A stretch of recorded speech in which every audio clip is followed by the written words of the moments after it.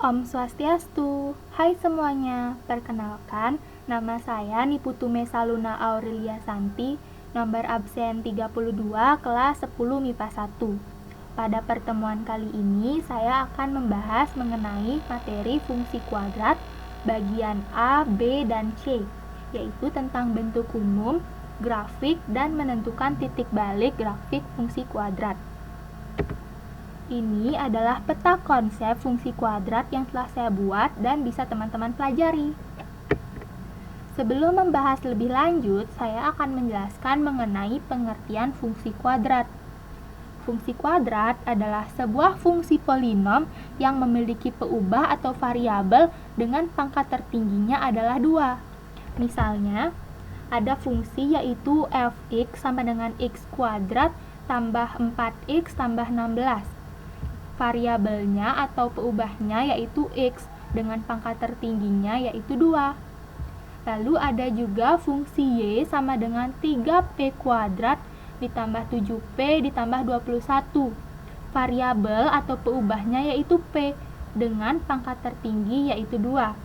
Sehingga kedua fungsi di atas ini dapat kita sebut sebagai fungsi kuadrat. Selanjutnya ada domain dan range dari fungsi kuadrat. Saya akan jelaskan sedikit. Jadi, apabila daerah asal atau domain fungsi kuadrat tidak ditetapkan atau dicantumkan secara eksplisit, maka daerah asalnya adalah semua bilangan real x. Ditulis domain f sama dengan x sebagaimana dengan x adalah elemen bilangan real. Sedangkan untuk mencari daerah hasil atau range-nya, hal yang pertama kita lakukan adalah cari titik puncaknya. Titik puncak fungsi kuadrat adalah min b per 2a, min d per 4a. Yang kita butuhkan adalah nilai a dan titik ordinat dari titik puncak, yaitu min d per 4a.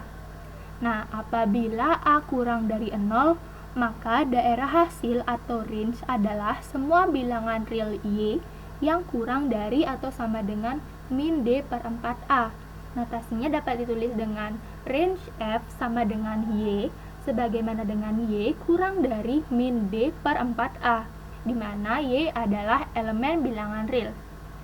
Apabila a lebih besar dari 0, maka daerah hasil atau range adalah semua bilangan real y yang lebih dari atau sama dengan min d per 4a. Dapat ditulis dengan range f sama dengan y sebagaimana dengan y lebih besar dari sama dengan min d per 4a, di mana y adalah elemen bilangan real.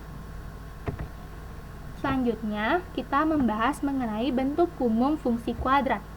Jadi, bentuk umum dari fungsi kuadrat dapat dituliskan dengan f(x) sama dengan ax kuadrat atau tambah bx tambah c dengan syarat a tidak sama dengan 0. Atau dapat ditulis juga dengan y sama dengan ax kuadrat tambah bx tambah c dengan syarat a tidak sama dengan 0. A, b, dan c adalah bilangan real. Keterangannya itu fx dapat diganti dengan y atau sama dengan y, yaitu adalah variabel terikat. X yaitu variabel bebas, a dan b yaitu koefisien, dan c yaitu konstanta. Selanjutnya ada contoh misalnya fx sama dengan x kuadrat tambah 4x tambah 12. Nah, jadi dari fungsi tersebut dapat kita ambil a, b, dan c-nya, yaitu a sama dengan 1, b sama dengan 4, dan c sama dengan 12. Ada contoh kedua yaitu misalnya fx sama dengan 5x kuadrat tambah 13x. A-nya yaitu 5, b-nya yaitu 13, dan c-nya yaitu 0. Selanjutnya ada grafik fungsi kuadrat. Grafik fungsi kuadrat berbentuk parabola, sehingga disebut juga dengan grafik parabola, yang dapat kita gambarkan menggunakan langkah-langkah tertentu. Jadi ini adalah grafik fungsi kuadrat. Ini juga grafik fungsi kuadrat. Ini disebut dengan titik maksimum. Ini disebut dengan titik minimum. Dan ini adalah sumbu simetri. Selanjutnya, saya akan membahas mengenai kedudukan grafik fungsi kuadrat terhadap sumbu x. Kedudukan grafik fungsi kuadrat yaitu fx sama dengan ax kuadrat plus bx plus c, di mana a tidak sama dengan 0, dipengaruhi oleh nilai a dan nilai d atau diskriminan. Jika a-nya lebih besar dari 0, maka titik balik minimum dan parabola terbuka ke atas. Apabila a kurang dari 0, maka titik balik maksimum dan parabola terbuka ke bawah. Jika diskriminannya lebih besar dari 0, maka grafik akan memotong sumbu x di dua titik berbeda. Sedangkan apabila diskriminannya sama dengan 0, maka grafik menyinggung sumbu x di satu titik. Apabila diskriminannya kurang dari 0, maka grafik tidak memotong atau tidak menyinggung sumbu x sama sekali. Berikut penjelasannya dengan gambar agar teman-teman juga mudah mengerti. Jadi apabila a-nya lebih besar dari 0, maka kurvanya akan terbuka ke atas, dan apabila a-nya kurang dari 0, maka kurvanya akan terbuka ke bawah. Dan ini sesuai dengan diskriminannya. Apabila lebih besar dari 0, maka akan memotong di dua titik. Apabila diskriminannya sama dengan 0, maka akan menyinggung di satu titik. Dan apabila diskriminannya kurang dari 0, maka tidak akan berpotongan ataupun menyinggung pada sumbu x. Selanjutnya ada hubungan antara a, b, dan c terhadap grafik fungsi kuadrat. Jadi nilai a itu berhubungan dengan keterbukaan parabola seperti yang telah saya jelaskan tadi, yaitu apabila a-nya lebih besar dari 0, maka parabola akan terbuka ke atas, dan apabila a-nya kurang dari 0, maka parabola akan terbuka ke bawah. Jadi selanjutnya ada tentang nilai b yang berhubungan dengan posisi titik puncak dan sumbu simetri terhadap sumbu y. Apabila AB-nya itu lebih besar dari 0, maka titik puncak akan berada di kiri sumbu y. Dan apabila B-nya itu lebih kecil dari 0, maka titik puncak akan berada di kanan sumbu y. Dan apabila B-nya itu sama dengan 0, maka titik puncak akan berada tepat pada sumbu y. Nah, selanjutnya ada nilai D yang berhubungan dengan titik potong dengan sumbu y.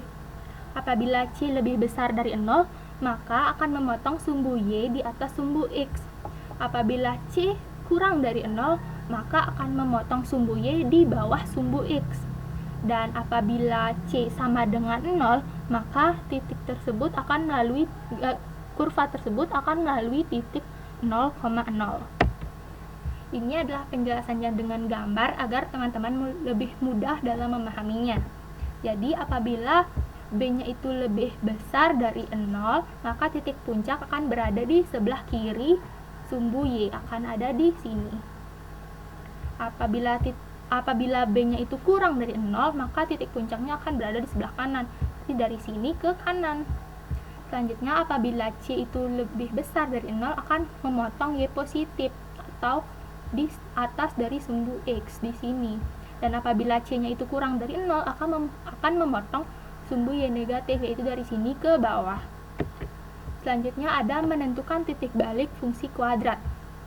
Menentukan koordinat titik puncak atau titik balik dari fungsi kuadrat yaitu dapat menggunakan rumus. Misalnya ada titik P, yaitu dengan min B per 2A, min D per 4A. Min B per 2A, min D itu diskriminan dapat dirubah dengan rumus B kuadrat min 4AC. Dilanjutkan per 4A. Misalnya ada soal, tentukan titik balik fungsi fx sama dengan x kuadrat min 6x plus 5. Jadi dapat kita jawab yaitu P min B per 2A, min D per 4A. Diskriminannya kita rubah menjadi rumus ini. Dapat kita rumus yaitu min B per 2A, min B kuadrat min 4AC per 4A. Lalu kita masukkan nilai A, B, dan C-nya.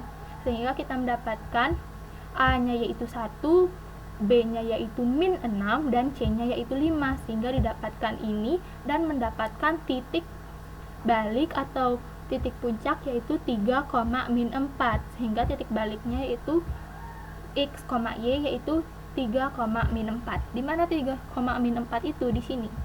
X-nya 3 turun ke bawah mencari min 4. Y-nya min 4. Di sini. Ini disebut dengan titik puncak atau titik balik.